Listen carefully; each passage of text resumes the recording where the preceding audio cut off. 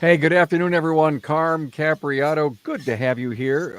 This is the place where you come for wide ranging information that we present to help you set direction and goals for your business. We're talking today about lean. And that's not about lean steak or rare steak. It was what's lean ever. It is truly a management principle that has been around for a long time on making you more efficient and productive, and has a lot to do with Six Sigma. And Kareem Morsley is with me, and so is Christy Huston. Christy Hudson's from Troy Auto Care in Troy, Michigan, and her husband Donnie. They run this fabulous company of 90 some employees. Christy, I don't know where you guys, find the time to just spend time together, because I know Donnie travels everywhere to BDG groups and stuff. You guys are an amazing couple, and thanks for being here, because I know you have worked on implementing lean. And Yes. Kareem Morsley from Winkler Automotive Service, Gaithiers, Maryland. You were on for like an 8-minute segment about 3 or 4 weeks ago, and you just teased us about lean. Yeah, and so Right. he's back, and we're going to do this uh, in-depth town hall academy on lean, and we're coming to you live from the Remarkable Results Radio podcast studio, sometimes referred to as my Carm Cave. Good to have you here, and if you're with us at all on social media, check in, give us a like, and we'd love to have you We're share this. live. I think I saw Donnie. I You think I saw you Donnie. did. Saw Donnie in the background. Tell Donnie we said hello. Carm says hi. And hey, look at guys. Let's talk. Let's mention our great supporters of the podcast. Every minute of a text day impacts your profitability, so you want to track that time and make the most of it. Now, Shopware's shop management software will give you transparency into each team member's performance. How about that? Learn more at getshopware.com. And are you looking to upgrade your website and make it easier for customers to connect with your shop? Well, let Broadly build you a professional, responsive website you can be proud to show off on the web at getbroadly.com/chat. Hey, if you're watching on YouTube, please subscribe, give the video a thumbs up, and thanks. Okay, guys, we got to jump in this. I'm excited to really discuss this. Um, just before we got on, we were of course, in the green room, and Christy and Kareem, they just connected like a lightning bolt when Kareem showed up, his walking chart, if you will, on just simply making an oil change lean. So Kareem and Christy, I'm going to sit in the background, and you guys can just rock this world, and let's teach our industry how effective thinking about how we perform more efficiently. A great friend of mine, I've been to his place, and he said, Carm, we adopted this, and I want to show you. Come on in the shop. I want to show you where the battery chargers are. And the battery chargers happen to be where they would normally charge a battery when the vehicle comes in, and that would be in the most critical bays, not in the back room. Because what would they do? Back and forth and back and forth. And so that's the concept. If you could put that in your mind, then I think you're going to really appreciate what we're talking about here. So Kareem, let's start. All right. All right. Well, I mean, Christy, sounds like you have such a huge organization, by the way. I would imagine doing lead on a scale of your operation would be so gratifying, right? And I think, but what we want to talk about really is we think it's a given. We think it's, oh, I'm sure we're lean. And until you actually go through the motions, you realize that you are far from lean on so many levels. And maybe a quick definition of what lean is, and we've mentioned Lean Six Sigma in the past, and you probably heard it. And what I like to say is, it's really hard to do lean unless you have your Six Sigma in the bag. And what I mean by Six Sigma is really the focus is on defining kind of like your standard operating procedures in your organization. how are you going to handle, let's say, an oil change? We're talking about oil changes today. So what are you going to do? Well, what are the steps of doing an oil change? Okay, so you're concerned with that. And the reason you do that is to ensure consistent quality, consistent outcome and results, whether Joe or Dave or Mo is doing an oil change in your organization, the outcome should be the same for any customer. And so that's what the SOP is really for, standard operating procedure. And then you got to start thinking about, okay, great. You can have an SOP. It doesn't necessarily define the physicality of how you're going to do that process in your shop. And the reason being is that you could have things strewn all over the place, and it could be an inefficient standard operating procedure versus an efficient one. And it could take you twice as long as it should actually take you. And when you multiply that by the number of times you're doing this, then you start having, a lot of inefficiencies in your operations. So that's how we're going about it in our shop. We're really taking a hard look at, the number of jobs, the categories of jobs that we do. And of those, which are the biggest ones, because they're the most repetitive and they're the ones that usually will take you a lot of time. And so obviously oil change always makes it to the top of our list. And I'm going to let Christy, chime in on that, with her perspective on lean. No, I agree with you, Kareem. And the oil change is how I got started going lean in the shop. I had done a Vin Waterhouse class, and he's a wonderful man. And we did a section on saving 3 minutes a day. And if you do the math, it adds up to hours and days. And I said, well, 3 minutes a day, how can we cut that out? And I realized my oil filters were in the front of my shop. My oil change bay is in the back. I said, well, why don't I swap where my brakes are and my filters so they're on the right end of the shop? And then it started, and I didn't realize what I was doing. Then I started to learn about lean, and I got my guys involved. So now our oil changes are flawless. We have, it's all the oil filter wrenches are on a board directly above the filters. Everything's right where it should be. And now my team has gotten to the point where they come to me and I just let them go.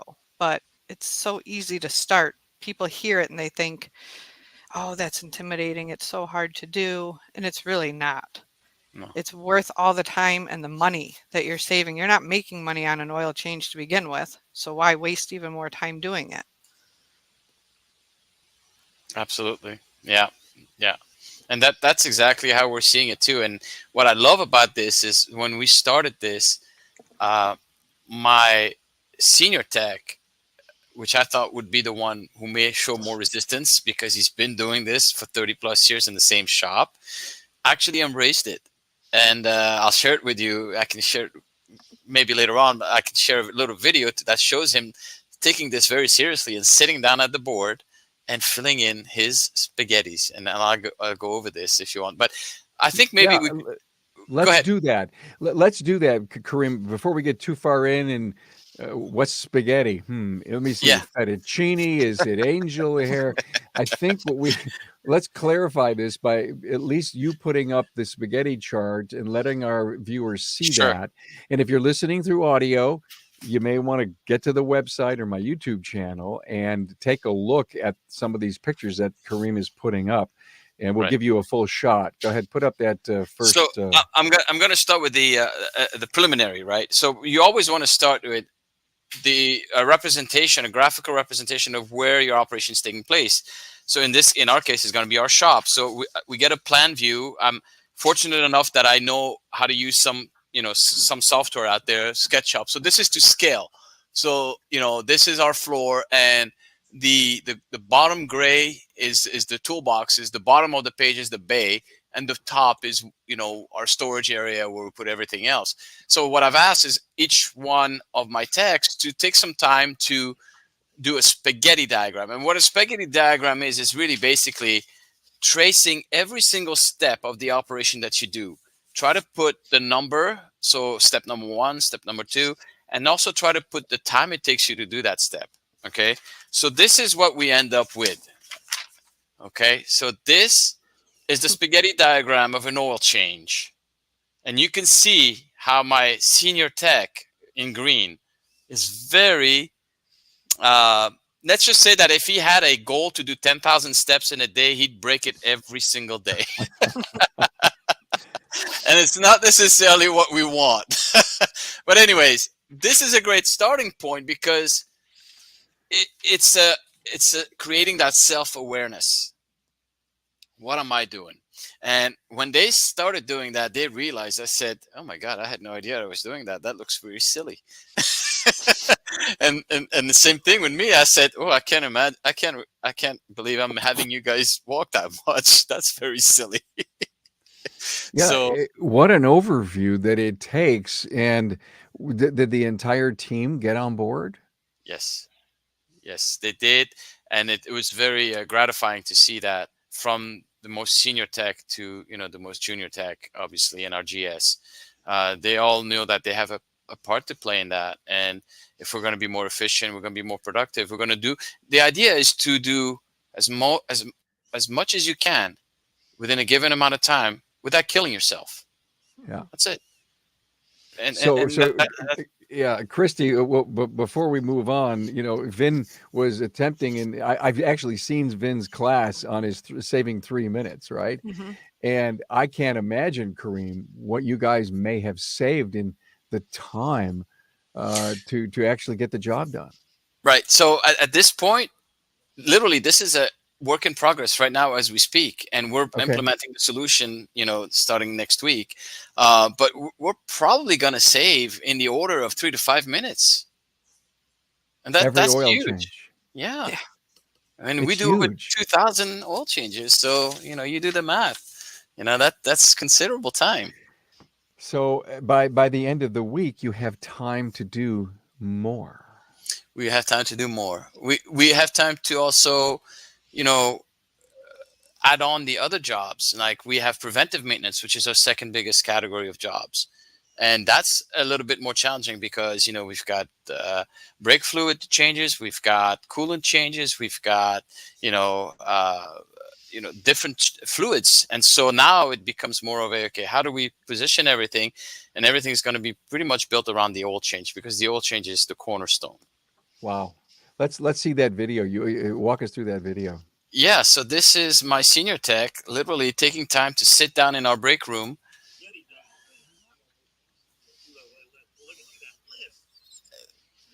So I'm gonna He's looking at step by step here, right. Kareem. So he's basically mapping. You see, he wrote it down. He actually wrote what I'm doing, and he's actually writing it down on the diagram, and what he's doing each step. And Ah, then, he's taking the time to do it. And to me, that what's more important, if anything, is the discipline that he's willing to put himself through to do this correctly. And that is, to me, that's a leadership thing here too, because he's the senior tech in the shop. And I think the others seeing that are going to, respect that a lot more. Christy, did your troops rally around this? So yes, it's not an easy thing to just roll out. You don't just decide one day you're going to do it and it's fixed. It's a ever-changing process, which once you start it, you're always updating it because things change. Yeah. So we have the 3 shops. So it's hard to roll things out at all 3 of them all at once. My location is the most advanced when it comes to lean, but I'm there every day, and my team is fully on board. So now we're implementing things in the other shops. Some of the technicians don't necessarily realize what I'm doing in the beginning, but that's okay because they see that it makes their job easier, and that's how I get the buy-in from them. Some techs don't understand they don't see the end result as easily, but then when they see, hey, my job keeps getting easier and easier, then we get the buy-in and they want to help out and be part of it. But yeah, it's definitely a big game changer. It makes things run so much smoother. And one of the biggest points for the guys is there's no stress back there. They're not running around looking for that tool or who had that tester last, where's the scanner. They know right where it is. So it holds everyone accountable.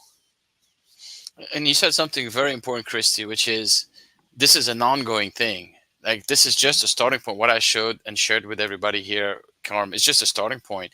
But you're gonna improve on it continuously, and more importantly, I think you got to be very careful to train any new employee to how you do these things.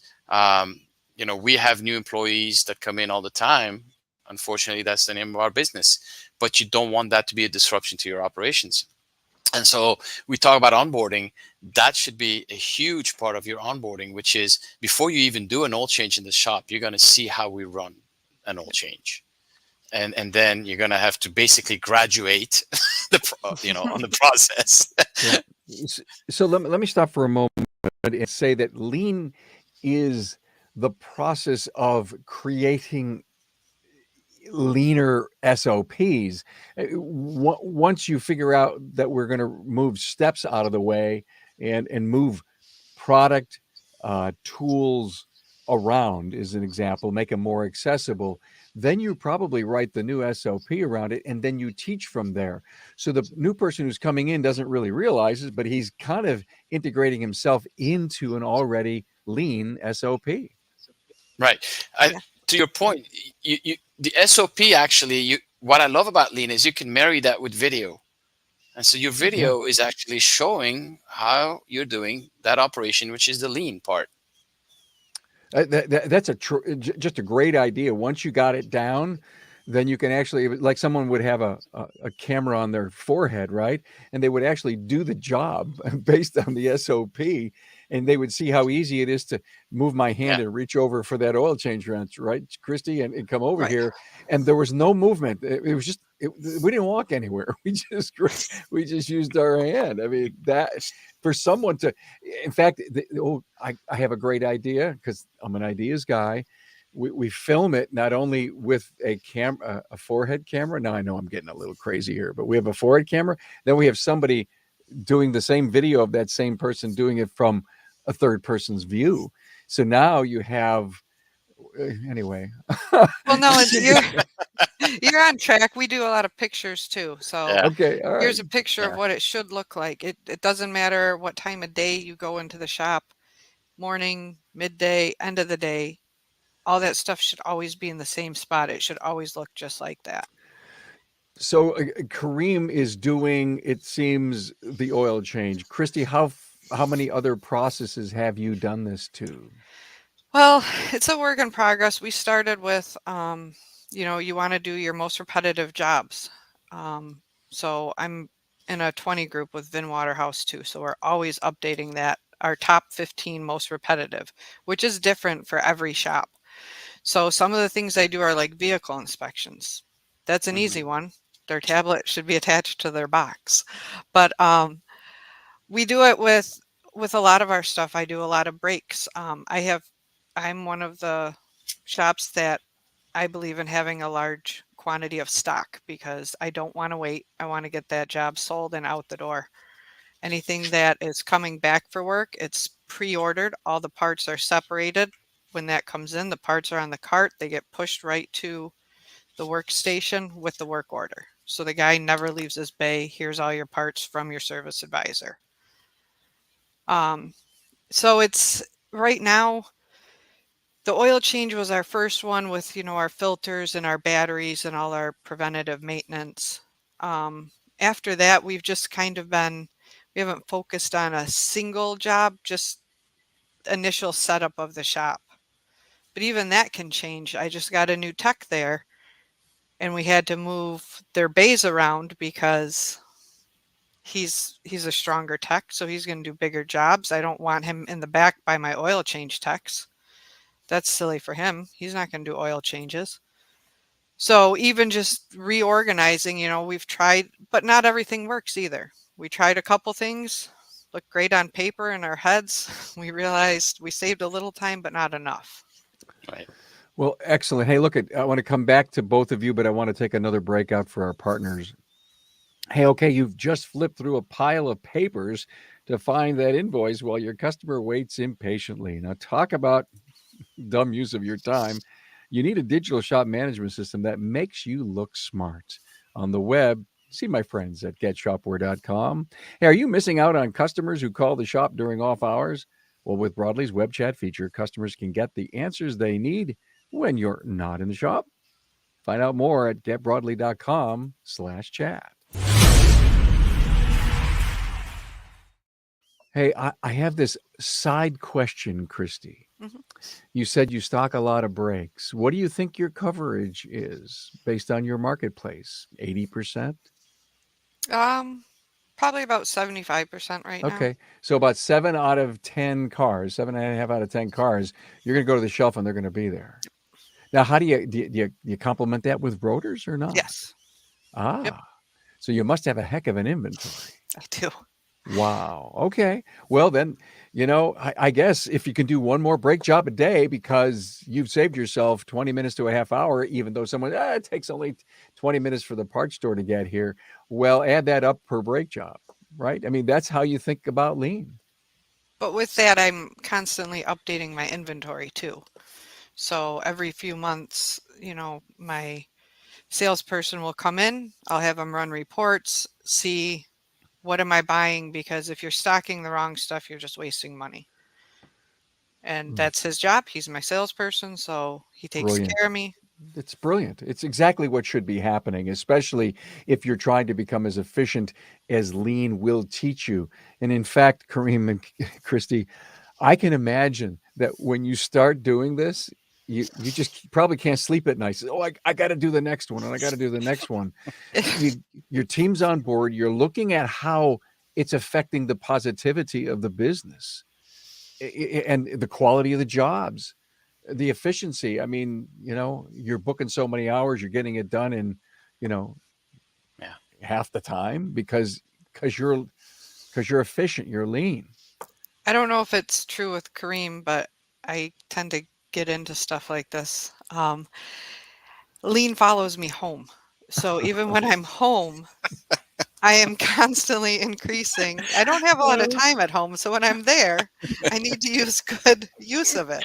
So Right. even in the morning when I get up, I have a whole routine that I've cut steps out of just to make coffee and let my dogs out That to is make it so more lean. true.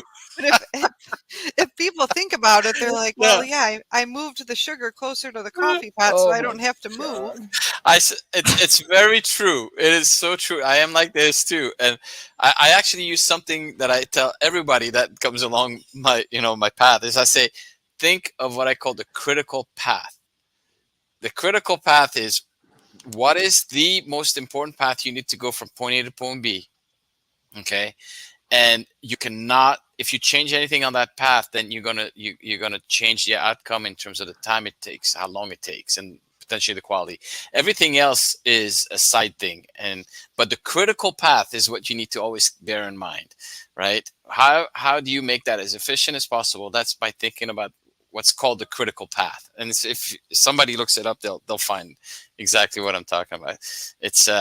It's part of the thinking of being lean and being, in your case, Christy, your brake inventory. I'm gonna have to circle back to you on that because I find that absolutely daring, and and I want to know more because you guys do all makes and models too, or Yes. So okay, my so shop, that's my main shop is actually about 2 blocks away from a motor mall, which consists of about 20 different dealers. okay, So, okay, yeah. yeah, if I want those jobs, I got to have the parts. True, true. So, but it's interesting again, because lean is also about being just in time, right? So having everything you need, but not too much of it, so that you can do Right. just that job, and as soon as you use that inventory, replenish and get the next one ready for it. But that's great in a manufacturing environment for us, especially who doing all makes and models. That makes it all the more challenging to try to do that because if we were going to do that stock for every single car that we may have coming in, I'm sure we're going to have a lot of stale stock.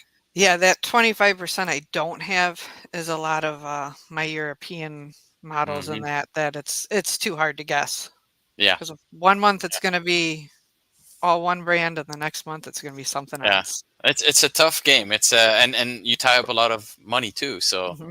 it's a give and take at the end because if you can make more brake jobs. That's great too. So, one of the things that we do here on the podcast is we do a virtual shop tour every Tuesday. And we actually had a shop tour of yours, right, Christy? Yes, we did. That's And how that we was got on this conversation. That's right. That was episode 72, Aftermarket Weekly 72, and Kareem came on in episode 89. And not only did we see a tour of your place, but you also brought your high level lean think to the Right. show. And then all of a sudden, boy, they had to come on and we had to do something more in depth. And we had to see the spaghetti. I mean, we had to see that. Yeah, spaghetti diagram, fettuccine, linguine, whatever your taste is. Yeah, however you guys want to work it. Well, I love where we're going with this. So, Kareem, you were saying, Carmen, starts with the data. How Mhm. important is, and where do you get data from? Do you look at how many oil changes you're doing? I can share a screen with you right now, and I'll show you Oh, exactly what I mean. sure. Yeah, let's take a look at that. Let's see. There you go. Yeah. So this is coming. We're on TechMetric, so we use TechMetric for that, and I can pull in any given time horizon how many jobs we've done, and I can do a very quick graph. So right now you're looking at the types of jobs we're doing: preventive maintenance, oil changes, diagnostics, and brakes are really big for us. Looking at how many hours it takes us to do it. Again, preventive maintenance, brakes, diagnostics. So you're able to look at this from all these standpoints. Stocks, how much of it do we actually stock? Oil change is huge, and that's the dollar amount right now. So yeah, looking at what's more profitable for us to do. That's the other thing. You're going to spend time on the ones that are, if they're very profitable and you're doing it in high volume, can you squeeze more out of them, do more of these jobs? Mm-hmm. And then, we basically try to, what should we focus on? We start at the back of the shop. What are we good at? What should we become good at? Because that's another opportunity for you to say, you know what, we're not very good at that, but could it be because of how we're doing things in the shop? And if you do realize that it is, then make some changes there. And lo and behold, you can be maybe able to do more of these jobs, and you can, you can market that. What should we optimize for? So that's the team. That's all the questioning that needs to happen based in data. And data is important because if you don't have the data, it's really hard to get the buy-in. That's my take. And whenever I show my team data in 5-6 years I've taken this over the shop, that is how I've gotten major changes done in the shop, by showing them data. Because a lot of, the majority of our teammates, unfortunately, don't see that data, and they go with impressions. Oh, I know we do X number of that, this. And then I said, well, actually not so. Check it out. And they're like, what? No way. I said, yes, because we catalog everything here. So data is important. It's a starting point. That's a great point. It's a great point. You think you know until you really know. Yeah. So Yeah. what we did with my employees is I gave them all a sheet and I said, list the top 15 most repetitive activities. I had them each do it. And then I had them guess how many times we did it a week, how much time it took to do each one. And then we compared them with not only each other, but the actual numbers. And then just like Kareem was saying, some of them were like, when they saw the real numbers, they said, oh, I didn't realize, I didn't count that as a job, a battery. Oh, that's a job. Wipers, just silly things. So, Yeah. but to see all their different perspectives, because Yeah. they all have different areas that they work on. True. That's a very good point too. Yeah. I think on my end, I felt like we didn't have that much, the luxury of time. Yeah. And so I wanted to kind of speed the process up, but they already have their preconceived notions of what we're very good at. It's very interesting. A lot of it sticks, and a lot of it is like, nope, it's not. So, but one thing I will add, and it stumped every one of my guys, is when you do the spaghetti diagram, don't forget, I always say a job is a pre, during, and post. And a lot of the guys forget the post. Mhm. I.e., if you take a piece of equipment, you got to put it back. You got to clean it down and get it ready for the next guy. All these things. If you took out the last filter, make sure we have a mechanism for that. And make sure that we know that it's out, so that we can reconcile what we have in the computer with the physical, because sometimes they don't match, right? And little things like that, but they don't think that, oh, it's part of the job. It is part of the job. It's very, very much part of the job. And the post is just as important as the pre. and Is and that is that going to be a big part of implementing new SOPs? At the end of the day, you look around, you say, "My God, it looks like we took every tool out." It's everything's scattered and laying everywhere. It yeah. looks disheveled and unorganized. Is that going to be a very big part of your SOP? Is tuck back up? Yeah, I think we teach kids the song "Clean Up, Clean Up, Everybody Clean Up." So this is because that's the best way to do things, right? And hopefully, if you got a good tech, he doesn't clean up just at the end. He's cleaning up as he goes, Yeah, right? So, but yeah, I think it's part, because it is still part of the job. You, you yeah. you can't just jump on the next job and leave a mess behind you, because then everybody's impacted. I got to make a comment. My great friend Matt Fonslow, who of course has a podcast on the Aftermarket Radio Network, has a show coming out. It's going to be Wednesday, the 23rd, and this will probably air later. And he talks about comparing chefs in a restaurant to our industry. And one of the things that he brought up, guys, was watching those cooking shows and watching young novice chefs compete against a master, and to watch the master clean up as he goes. What they could do in an hour, it took the professional chef 20 minutes to do, because of his disciplines, his level of knowledge, his training, knowing I guess it takes a lot of years to understand how spices and everything work together. Same thing in our industry. And I wanted to share that because he noticed one of the things that they did a lot was clean up as they went. Yeah.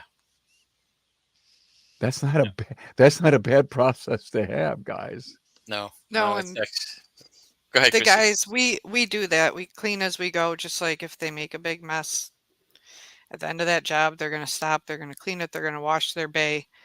Well, then now that we're getting better at all that, the end of the day comes and they're excited because they don't have to clean the floors, everything's put away.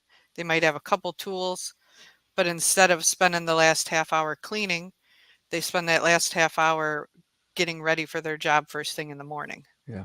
So they get So, that car pulled in for the morning, they get all their parts, their tools laid out. So when they come in, they're ready to start. so I'm listening to this, and I'm a shop owner, and I'm loving this. We can do this. Is it really hard to start and complicated, or you just gotta, no matter if you have to read something? Is where'd you guys get your motivation? I've always been an organized person. And I seeing bet you drive Donnie nuts. he's pretty organized too. Oh, So good. All right. Okay. in that aspect we're the same. Okay. But yeah, just walking in the back and seeing stuff everywhere and watching guys run around for tools. I said it's crazy. So So this um was an evolution of how you're built, Christy.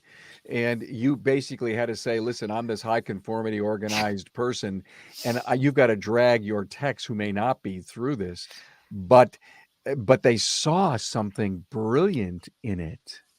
yeah, and a lot of it is, simple things that happen in every shop. Somebody left an air hose and somebody else tripped over it, or somebody didn't put their scrap away. And now you got two techs mad at each other. Well, now they, instead of coming to me and yelling or yelling at each other, there's accountability. As soon as this comes off the car, it goes here. As soon as we know we don't need it for the customer, it goes here.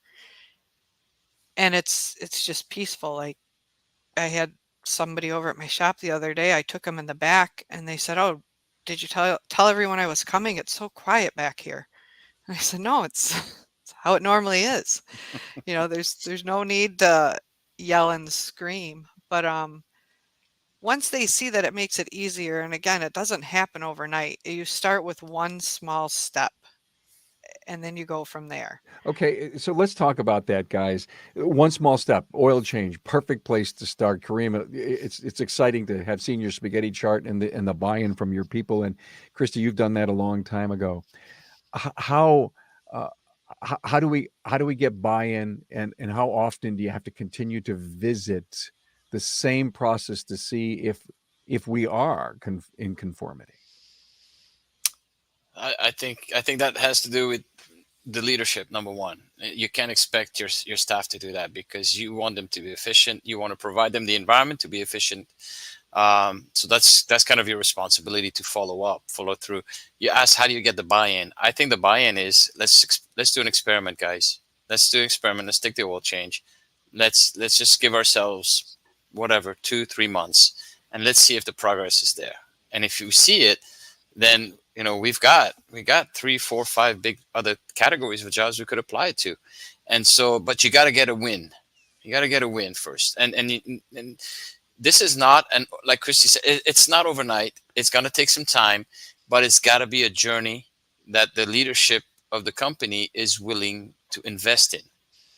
Just like I always say, would you forego your marketing plan any given month?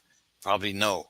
Well, this is the same thing. You have to have the same approach to this. You have to be disciplined, and you have to have some frequency to not only implementing the new things and making sure that the staff is doing the new things the right way. So follow up and teach them how and reinforce. But you also have to look back at what you already done and maybe take some feedback and say, hey guys, how about that first process we worked on? What do you think? Anything that we could change? And you'd be surprised. Sometimes a lot of the guys don't even want to say anything until you ask them and give them the opportunity to say something. And then they'll be like, oh yeah, this and this and this. And then all I can think of in the back of my head is, why didn't you say so earlier? you know, but again, they will gladly follow you if you are showing them a path of which for them is a path of least resistance, right? Which is an Sure. organized path that allows Yeah. them to have a drama-free environment, safe environment that is productive. I love it. Hey guys, I want to come back for our final segment and another final salute to our great partners. You know, when you're working on cars, you want to be able to access your tools easily. We were just talking about that without hassle or clutter. Now, the same goes for managing your shop. Eliminate the clutter of paper repair orders with Shopware's digital shop management software on the web. See my friends at getshopware.com. Hey, your shop is busy, and keeping your customers on schedule is more important than ever. Broadly features keep all your communications all in just one place, so nothing falls through the cracks. On the web, getbroadly.com/chat.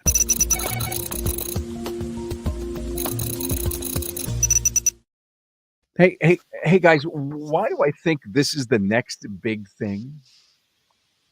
Am I crazy to think that what's going on in your 20 groups? I mean, are they listening to you guys chat with them and say, you got to be doing this? I mean, our guys, we don't have time for that. We're just so busy, but maybe Mm. not realize that there's greater degrees of profitability and access to more valuable. You guys, that's all you do is sell time. Wouldn't it be cool if we could find more time in the day by becoming lean? So I think accepting and adopting this lean as the next big thing in our industry, like KPI management, like good financial controls. It seems to be it's got to be in the top 5. I think you're right there. Like the 20 group I'm part of, everyone in there is working on it. And we just did some stuff to get employee buy-in, make the employees part of it. But like Kareem said, if the leadership isn't a part of it, then it's really hard to get your guys. You can't just dump this on your techs and say, here, I want to do this, figure it out. You got to be with them every step of the way. But we do, our business is selling time. And as things progress, I see it going more and more labor versus parts. Everybody's seen that change coming. And I know that's a whole nother show. But with that being said, when it comes down to that, we need to save those minutes because those minutes do turn into those hours, and those hours are producing our dollars. So, you know, even if it's 10 seconds you're saving on each job, 20 seconds, a minute, it doesn't matter. It all adds up, and all that adds up to time, and time adds up to money. So, it's, and with the buy-in, there's guys that have done things where they tell their techs, hey, if we can cut this much time off of this, then, I'll give you a spiff for this or whatever. But a lot of my guys, it's like a game to them. So let's beat the game. Yeah. But I love that. I mean, to me, that was a great last word, Christy. Thank you so much. So well said.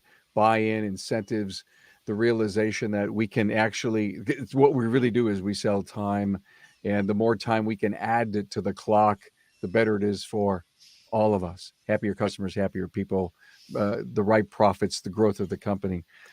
Love that piece. Kareem, I'm going to give you the last word. What do you want to say that you haven't so far? I mean, I wanted to add to Christy. I didn't get this from my 20 group. I'm not part of the 20 group right now.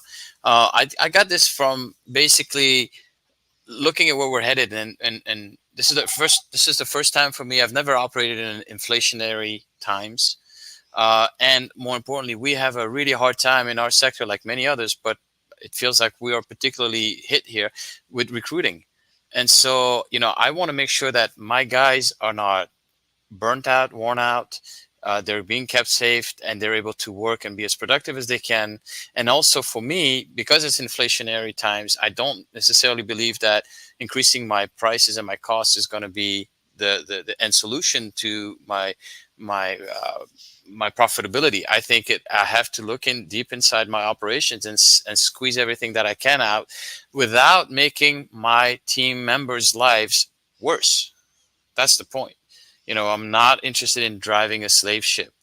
I'm interested in having fun while we're doing this. But you can have fun, be organized, highly efficient, and produce more with the same, means of production. Wow. This was a really, really good podcast episode for the industry. I think I picked two of our great leaders who believe in lean, and Christy, she's deep in it, and Kareem, you're hovering over her. You're gonna I'm gonna call you Christy. you got it. That's Feel right. free. And Kareem, you're gonna go home and move the sugar bowl tonight. I know. Already done. Thank you so much, Christy Hudson from Troy Auto Care in Troy, Michigan. 3-store operation with husband Donnie, great guy, and Kareem Morsley, Winkler Automotive Service in Gaithersburg, Maryland. Lean Six Sigma. I think it's the next big thing. It's take some great pointers from this show and start implementing. Thanks for being here, guys. Thank you. Take care, guys.